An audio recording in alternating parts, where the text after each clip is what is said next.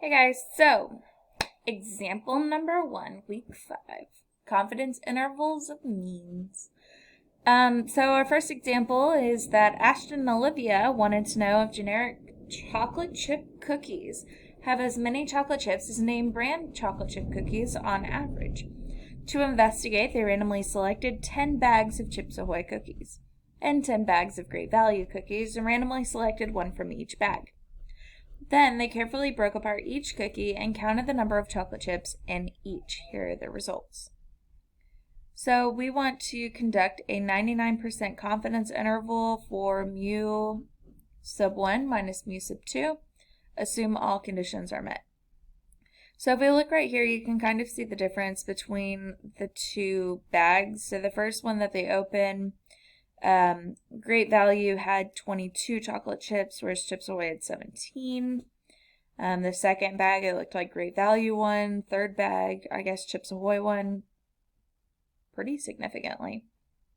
So what we want to do is we want to figure out which of these contains more cookies on average, or more chocolate chip cookies on average. So what we're going to start with is looking at our state.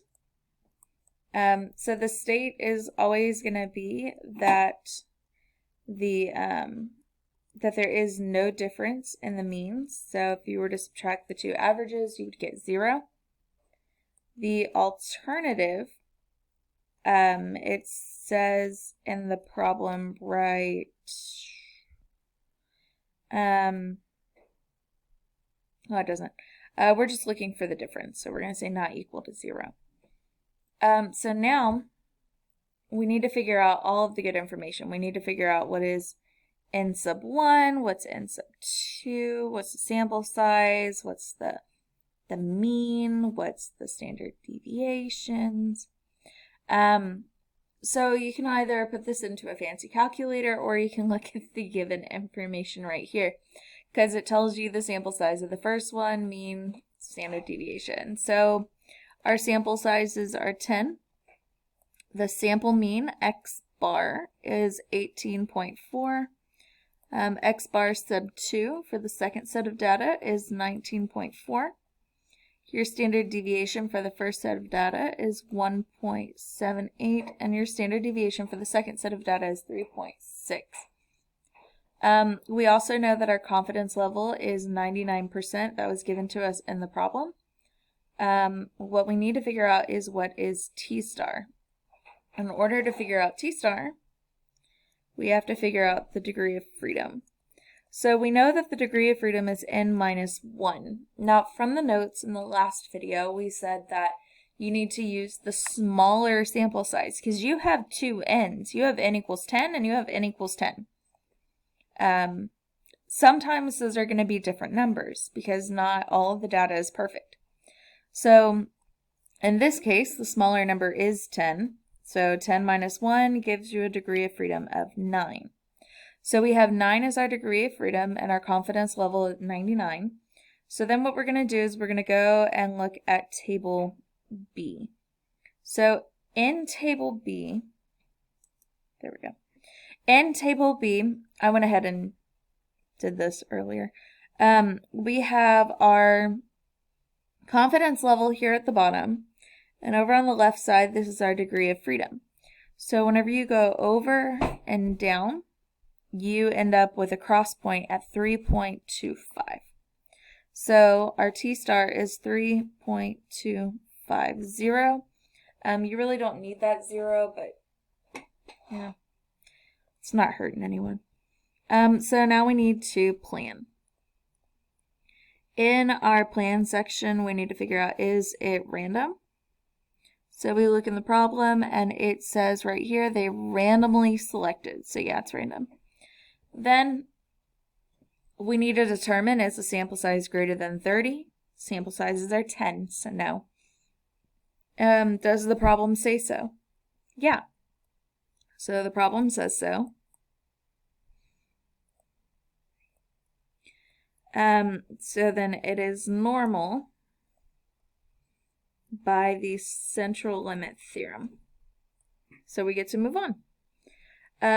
we're going to complete our formula next, which is x bar sub 1 minus x bar sub 2 plus and minus t star times the square root of the first sample size squared over n sub 1 plus the second, not sample size, standard deviation, I'm sorry.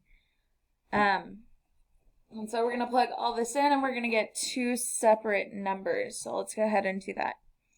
So x bar sub 1 is 18.4 minus, and then I'm going to go back up here, 19.4 plus minus the t star, which was 3.25, times the square root of the first standard deviation, 1.78, squared over that sample size, plus the second standard deviation, 3.6, squared over the second sample size. Ooh, we forgot a step. We forgot right here. Let mu 1 equals, I guess, Chips Ahoy. And let's say mu 2 equals great value. Oops, that should have been done first.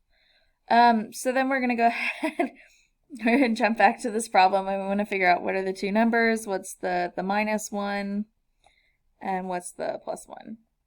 And in order to do that, we're going to use Desmos Scientific Calculator. Alright, so we're going to start off with 18.4. Oh, we're going to start off by actually clicking in the boxes. 18.4 minus 19.4. I'm going to go ahead and do minus first. 3.25 square root fraction 1.78 squared over that sample size, 10, and then without staying underneath the square root, we're going to do the next one. And that's going to be 3.6 squared divided by 10. So there's our first number.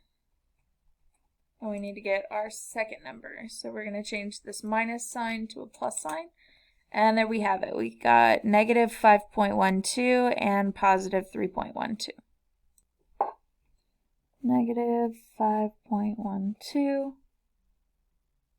And, oh, well, I guess that was a 7. So positive 3.127. Okay, so now what we're going to do is we're going to conclude in pink.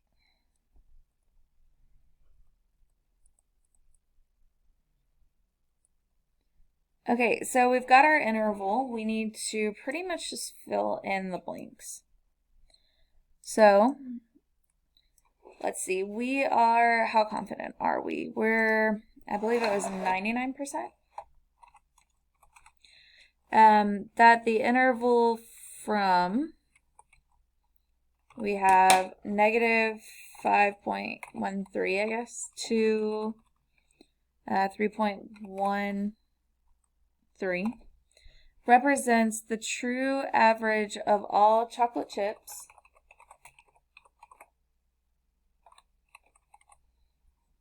that are found in Chips Ahoy and Great Value cookies.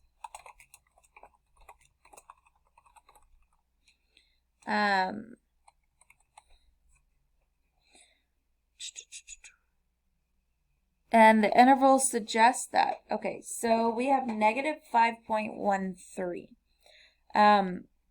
So that means that if you take the average of the first one of Chips Ahoy and you subtract it from the second one, you're going to get a negative number. So that means that there are going to be 5.13 fewer 2, and then the other number is 3.13, which is positive. So 3.13 more chocolate chips in Chips Ahoy compared to Great Value. So we're saying that if you were to get Chips Ahoy, you are likely going to get 5.13 fewer to 3.13 more chocolate chips than you would if you had Great Value cookies. So if you were to make a conclusion about this, I would probably say that Chips Ahoy don't have a, one of these cookies do not have a good average of cookies in there because the numbers are kind of large. Or the distance is pretty far apart. So if you have any more questions, you can watch the next video, or if you're still unsure of what to do. If you think you've got a handle on it, go ahead and try out the problems in the Google Classroom. If you get lost, check out the notes, check out the first example, or check out the second example video. Have a great day. Bye.